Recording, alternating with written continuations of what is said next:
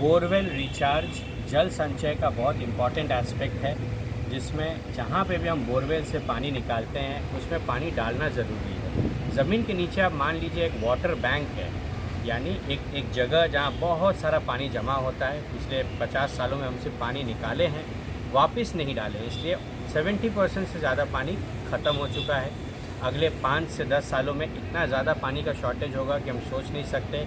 और एक दिन आप इमेजिन कीजिए कि आप बिना पानी के आप सुबह उठे हैं और टैप में पानी ना हो, आपका पूरा दिन ख़त्म हो जाता है, पूरा फोकस पानी के ऊपर जाता है। आप सबसे रिक्वेस्ट है कि अगर आपके पास बोरवेल है, यानी ज़मीन के नीचे से पानी निकालते हैं, तो वहाँ पानी वापस ज़रूर दीजिए। मैं आपको दिखाऊंगा ये कैसे होता है। ये हमारे पास डायग्राम है और नज़दीक आके दिखाता हूँ।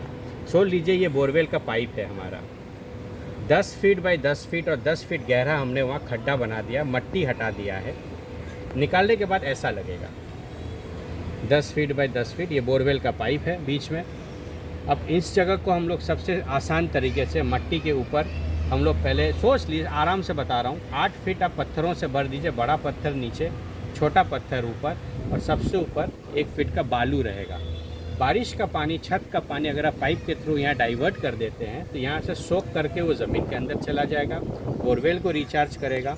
अब उसमें 2 टाइप का होता है, direct borewell recharge, indirect borewell recharge. Direct वो होता है कि जब हम बोरवेल के पाइप में छेद कर देते हैं तो उस छेद से पानी अंदर जल्दी जाता है, ज़्यादा जाता है, लेकिन हमें सोचना पड़ता है कि पानी का क्वालिटी परफेक्ट होना चाहिए। अगर आपको थोड़ा सा भी शक है कि पानी में मट्टी होगा, जहर हो सकता है, गंदगी हो सकती है, तो हमें वो बिल्कुल डायरेक्ट नहीं करना है। इनडायरेक्ट मतलब इसी पाइप में छेद नहीं होगा, बस इतना सिंपल है। अब मैं आपको नीचे दिखाता हूँ कैसे हमने ये बनाया हुआ है। ये है इनडायरेक्ट बोरवेल रिचार्ज। बोरवेल में ऐसा पाइप दिखेगा, आप समझ जाइएगा कि ये बोरवेल है।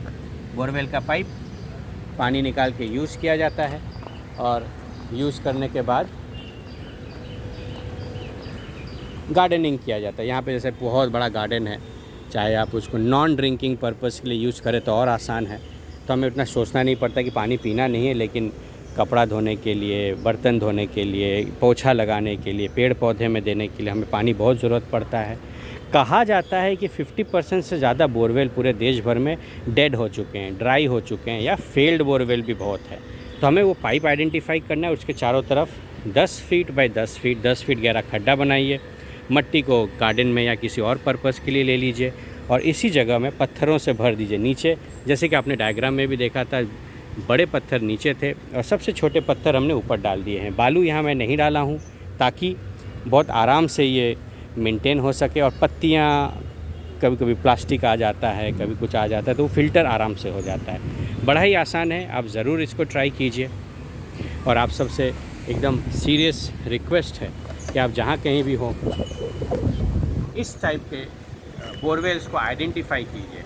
अगर ये, जैसे मैं दोबारा रिपीट करूँगा, dry borewell, dead borewell, partially dry borewell या फेल्ड बोरवेल आइडेंटिफाई कीजिए, उनको पर्कुलेशन पिट बना के रिचार्ज ज़रूर कीजिए। यही एक तरीका है हमें अपने आप को बचाने का, क्योंकि पानी नहीं होगा तो सब खत्म हो जाएगा, ये हम अच्छी तरह जानते हैं। बहुत सस्ता है, खुद भी बना सकते हैं। अगर आप शहर में रहते हैं तो 5 से 10 हज़ार रुपये खर्चा में ये इंस्टॉल हो जाता है। कैपेसिटी के हिसाब से, छत में जितना पानी है उस हिसाब से आप डिसाइड कर सकते हैं कि कितना बड़ा पिट बनाना है। बाकी डायग्राम मैं आपको दोबारा दिखाता हूँ नज़दीक से, आप इस डायग्राम को अच्छे से समझ लीजिए।